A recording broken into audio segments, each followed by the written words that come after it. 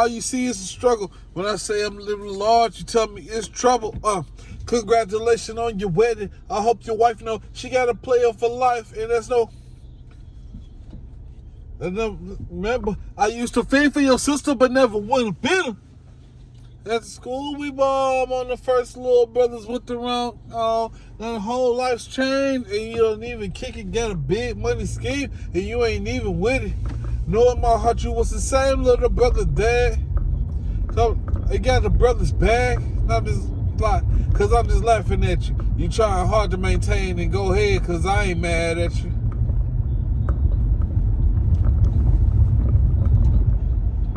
I ain't mad at you. I ain't mad at you. I ain't mad at you.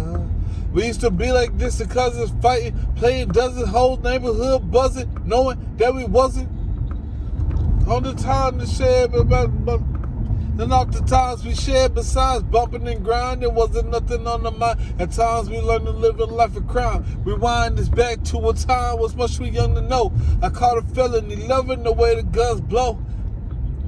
Rated don't get nobody no coochie while I be locked up state. I kiss my mama goodbye and wipe the tears from the lonely eyes. Shall I return till I gotta fight the fight? Cause mama, I ain't happy here.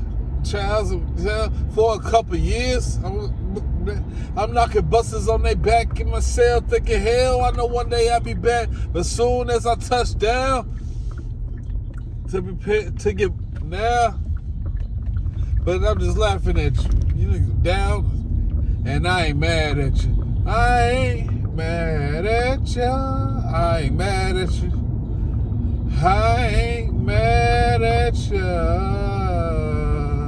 That's it. Mr. Ballin' now, calling it get it. Niggas be hauling down. They went from nothing to lost, 10 carats to rocks. But there's nobody nigga to the big man on the block. He's Mr. Local Celebrity, addicted to moving keys, most hated by enemies, escaping the luxury. See, first you was a brother, then you made it. The choice is made. Now I gotta slay you in the younger days. Getting so high off that bomb, hoping we make it to the better days, cause crime pays. In my younger days, so many try to plot, but I keep it's on my head. Where will it stop? Because even as an adolescent, I refuse to be in convalescence. Ask me if I'm real now. I moved up out of the ghetto, so I ain't real now. They got so much to say, but I'm just laughing at you, because y'all just don't know. But I ain't mad at you. I ain't mad at you.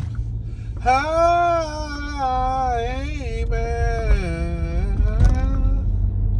I ain't mad at you. I ain't mad at you. I ain't mad at you. I ain't mad at you. On the game. In the roof, Chris.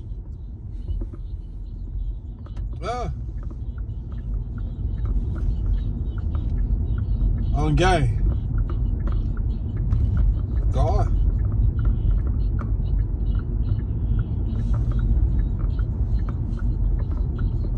Woo, woo.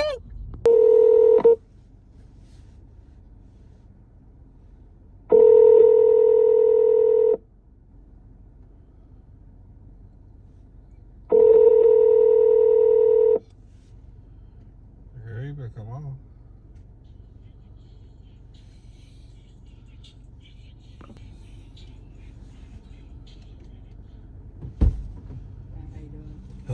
Hello. Are you Tiffany? Yes, I am. All right, fantastic. I was trying to give you a call. All right. Yeah, I thought that might have been me. Huh? Thought that might have been me. Yeah. First and foremost, all rides to Recorder. You got a 16-minute ride. Okay. Feel free to enjoy the tablet. Tablet is free. Oh, nice. Yeah, I think somebody turned the sound off. They don't understand that. It has. It's all right. I mean, is it still on though? It is still on. Yes. Okay. Netflix just popped up. Okay. Again, I want to thank you for riding with Uber. I'm gonna get you where you're going safely. Thank you. How you doing today? Like your customer service is great. That's what they. Well, I try. I wish more people did that. Yeah. It's. That's what sets you apart, though. Well, I try. Sometimes people will take it the wrong way. It's like, Really? yeah, they be like, what are you talking about? No, I like the ride reporting thing. That's a good idea. It's safety. Yeah.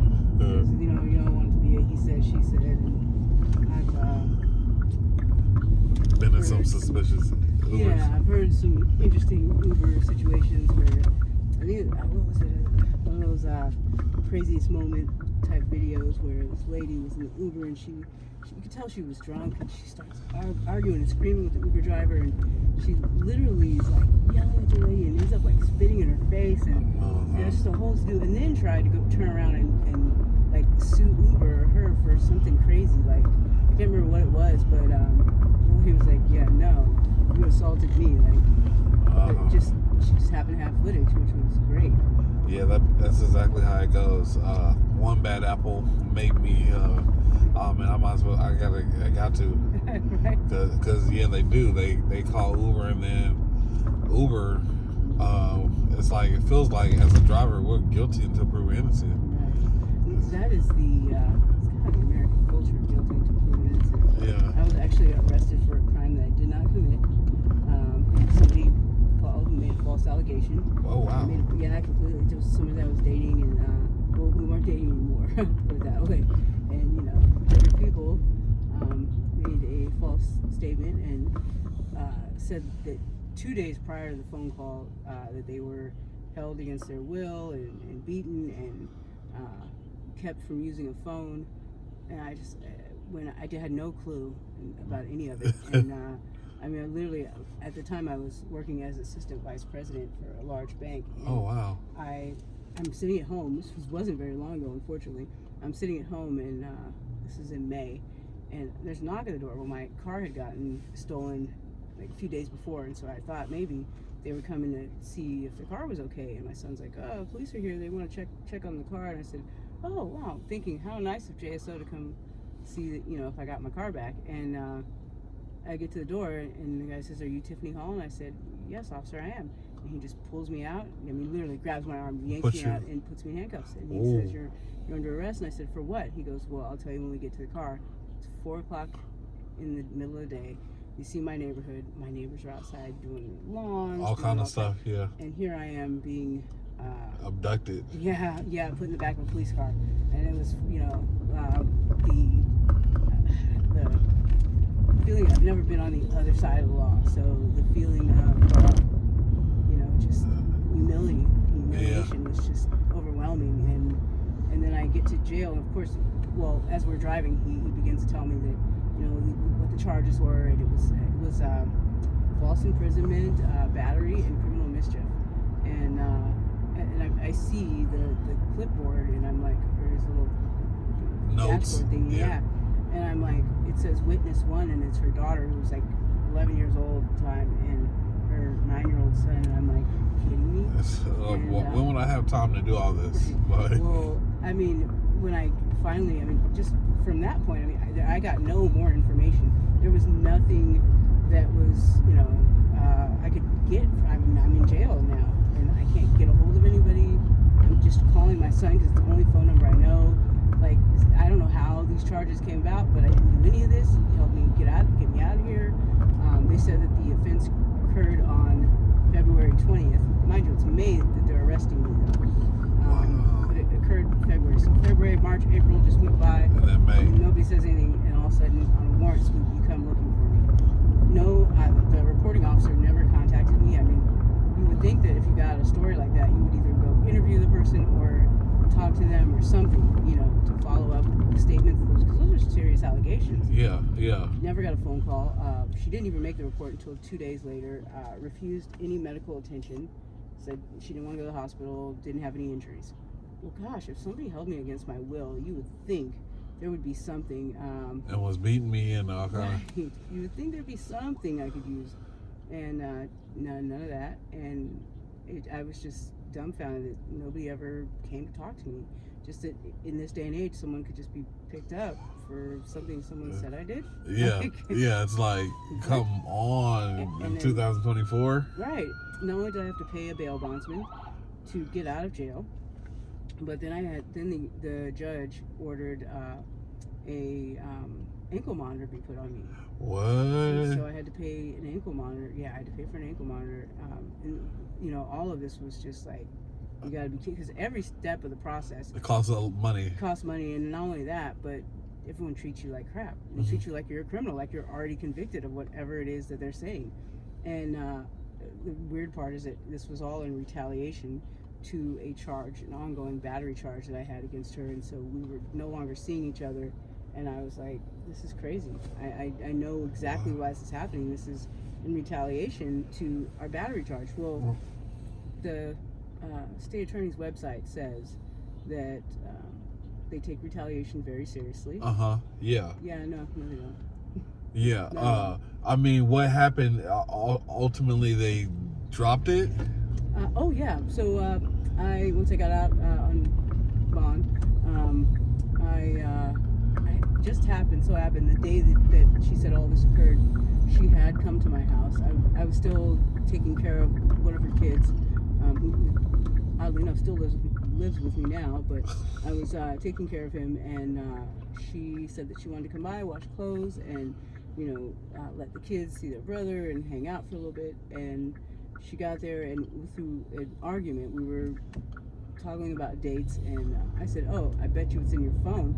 I pick up her phone, and she jumps for the phone, and she wants to like wrestle over the phone. I was like, fine, take it. And I just kind of did one of those, and the phone fell on my bathroom floor and shattered. Oh my She God. freaks out. Oh my. And starts screaming at the top of her lungs. And I was like, look, I said, I'll give you the money for the phone.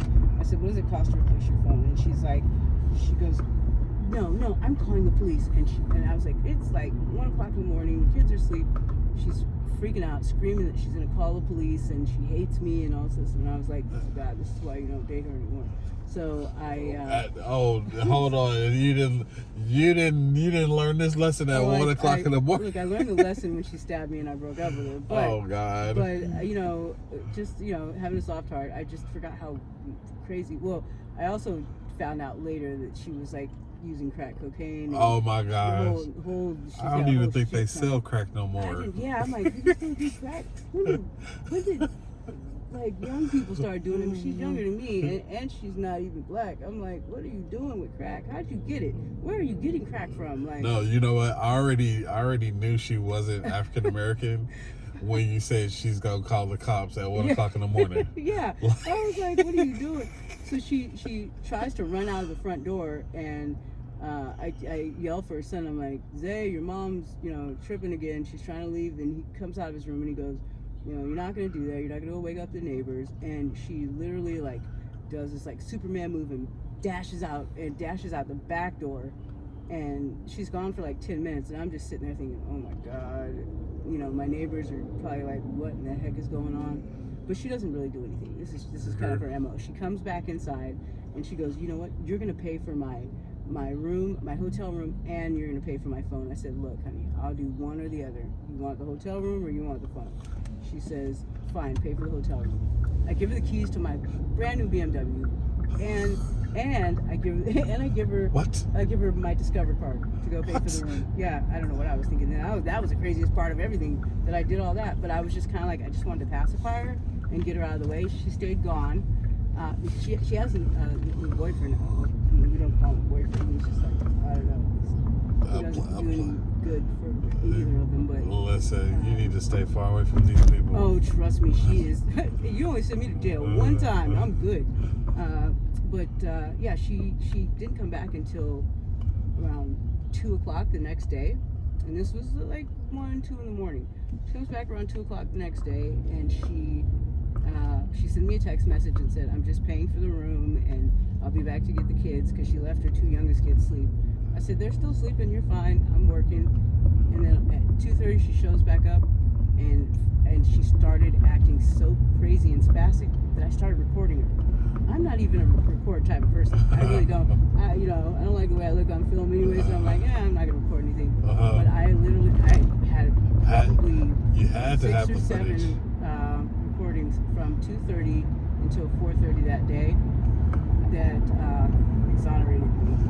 It's recordings of her yelling and screaming that, I'm going to ruin your life, you make me sick, and then the next one goes into, you're going to call me an Uber, and blah, blah, blah. She's on the phone with her boyfriend screaming, I think she's going to call the police on me, blah, blah, blah. She's trying to call the police, she said that I hit her, and I'm like, I'm begging her to literally leave my room. Not even, I'm like, will you please I said, you don't have to leave the house, but just leave my room. I was like, I'm still working, and she's like, you're just playing games, I want to ride home, and I'm like, oh my gosh. But her timeline says that at 2:30 the prior morning, I held her against her will and broke her cell phone, and that she even put her son in the report that he blocked one door while I blocked the other, and the kids contested to it, except their statements were flip-flopped. Drastically. They were just flip-flopped. It was like, oh no, Zayden blocked the front door, and Tiffany blocked the other door, back door, and then it's Tiffany blocked the back door, but Zayden, it's like they didn't have it quite together. Right. And then Hold on, because I need to get over there. they just bogarted you. Kinda, because I made a bad mistake. Because you know how these GPSs be telling you to, but it'd be like 0.05. Right. It's like once points. I hate when it's like 300 feet ahead. I'm like, how far is 300 feet? Yeah, you're gonna stay straight on here. Stay on 95, right? Does it take you to 295? Yeah. Okay. 295. Yeah, right here. Yeah. Yeah. You turn right here. Yeah. The killer of it was at the end of the police report. It says Miss Gonzalez was able to. The only reason that Tiffany Hall let her go was because her boyfriend called. And I said, well, you said that I destroyed her phone so that she couldn't make a phone call. So who did he call? Because he don't have my number. Yeah. Me and him don't talk. And I'm sure if I was holding her hostage, I wasn't answering the phone for him. So who did he call? Right. Did she ever give you your card back though? Yeah, she did. She brought the card in and the car back. Yeah. But once again, if I was holding you against your will, but I let you take my credit card and my vehicle, and you came back hours later, not even like 1 or 2 hours later, like 12 hours later, you didn't bring anybody with you, not the police, not your boyfriend, nobody. You came back alone to a location that you were petrified of. So she told herself. Here's the worst part. Before I was able to get that evidence to the state attorneys, because it was like a slow boat to China, because I had to get a public defender started first, and before I actually got the attorney, I asked them to remove the ankle monitor. For one, it was costing me way too much money every week, and it was very annoying. Do you know that the state attorney came to court and said, well, we contacted Miss Gonzalez to see if she would be okay with Miss Hall being removed from ankle monitor, and she said that she would fear for her life if she was released. Oh my gosh, every bone in my body it took for me to just stand there and keep my mouth shut. I was boiling hot. And they said, then they made it even worse because the state attorney goes, well, her boyfriend also, and my attorney goes, well, I object, Your Honor, the boyfriend wasn't present for the alleged situation. And she goes, well, the boyfriend says that he's heard Miss Hall threaten Miss Gonzalez in the past, so we believe that his information is credible. And the judge says, I'll allow it. And I'm like, I've never met this man. I've never even talked to him. What in...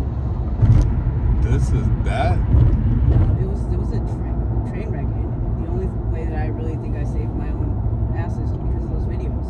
Okay. And I talked to... Hallelujah. She finally got convicted for the misdemeanor charge, but that was almost like a joke anyways. Her dad paid for an attorney.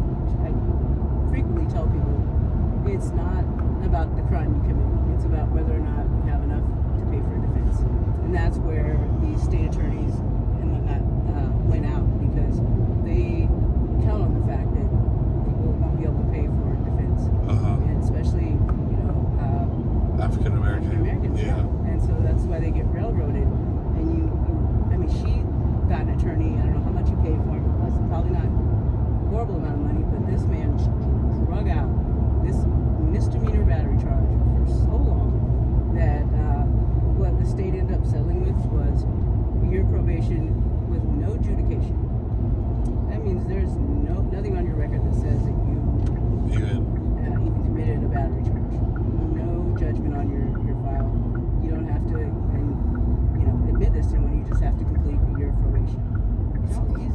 What, for her? Yeah, that was for that's what she ended up getting charged with, for the battery charge. When I tried to contact the state attorney's office to tell them that I believe that I was falsely accused of this crime because of, you know, her retaliating because I wouldn't drop the battery charges, they didn't want to hear it. They first of all, they said, "Ma'am, you're being charged with a crime by our office. We can't speak to you." But What? the phone on me because I was a defendant in that case, and so I waited for the case to get thrown out. I sent the state attorney that was handling the battery case for me. He goes, "Yeah, the deposition that was written on that was really well." I said, "It wasn't a deposition. I wrote that. I wrote a play-by-play, like, this is what happened, this timeline of events, the inconsistencies in the police report." They got it like on a Monday morning, and they threw out the case by 3 p.m. Oh man! So you must have wrote something good. I mean, facts. Accurate, I wrote yeah. facts. I made it factual. And, Yeah. But here's the problem, though, man. I did all that, and I said I need to file a report stating that she made a false police report, only because I wanted to have something in writing saying, "Hey, look, this is what she did. This woman was nutty, whatever." Nobody would take the report. I finally, after spending a little more than a month, trying to get a hold of the reporting officer, he finally came out and took my report. And I mean, he stayed at my house for hours. Took all my evidence, downloaded it, and everything. Even though I sent to the state attorneys, he wanted it on his flash drives. And he said, "So what part of this are you saying wasn't true? Are you kidding me? Oh. The whole thing." Right. What? Other than she did come over here and yes, her phone got broken, there was nothing else that was true. And I mean, I was just like, is it Blue Sky in La La Land? And nobody wanted to take any admission of it, because if they would have, it would have put them in the line of Right. them doing something wrong, and it would have opened them up for probably a lawsuit. I mean, I could have tried to pursue suing them anyways, but no attorney wants to take on JSO in the same county they work in and need their help in. No. Right. So Right. it's kind of a lost battle, but I was just really amiss by the fact that, like, I just wanted somebody to admit that it should have never happened like that. Nobody should have ever be in that position, ever. I'm like, I'm from California. I'm not from here. So. I'm from Los Angeles. Oh, sweet. Okay, Yeah. I'm from Oakland originally, but I lived in Sacramento. Yeah. You know, Cowtown. I know one thing is if somebody calls the cops, somebody has to go. So, I mean, yes and no. I mean, I know there's situations they can mediate, but in most domestic situations, yeah, that's the case. Because of OJ. But but in a situation like that, and I feel like in Cali, they would have sought me out. They would have either, I'm not saying put a warrant out for my arrest, but they would have sought to at least hear my side of the story before you take someone off to jail. To my knowledge, I don't remember ever having a warrant in Cali unless I didn't appear to something. Usually you get a court date or something that, says, hey, there's something going on, unless you're already on the run or, it's an egregious crime. But for something like that, like, somebody should have reached out to me. Right. I was completely blindsided. And then once you're arrested, your freedoms are gone. Yeah. I can't talk to anybody.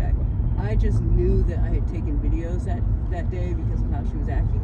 And I was like, well, this is definitely, abnormal behavior. Yeah. But just the fact that I didn't erase them and it was 3 months later was just the grace of God.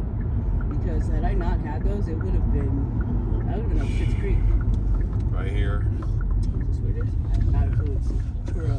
I'm picking up. Oh, you're picking up a Turo? Yeah. Oh, that's a blessing. Yeah. What, you be renting your car out? No, my BMW's in the shop. Oh. It's getting worked out. Yeah, because my son decided to drive it at 2 I think that's it. So yeah. right here. No, because I've been wanting to learn how to do that, but yeah, I definitely I'm thinking about buying another vehicle just to let it tour out. Like, not something I want to drive every day, but something I just want to tour out. rent out. Yeah. Yeah. I want to learn how to do that. All right, but big blessings. I apologize about that that incident. Man. I'm gonna keep you in my prayers. God be with you. Man, God is always with me. Look, if it wasn't for God, I wouldn't be out here right now. Thank you so much. It was a pleasure talking to you, man.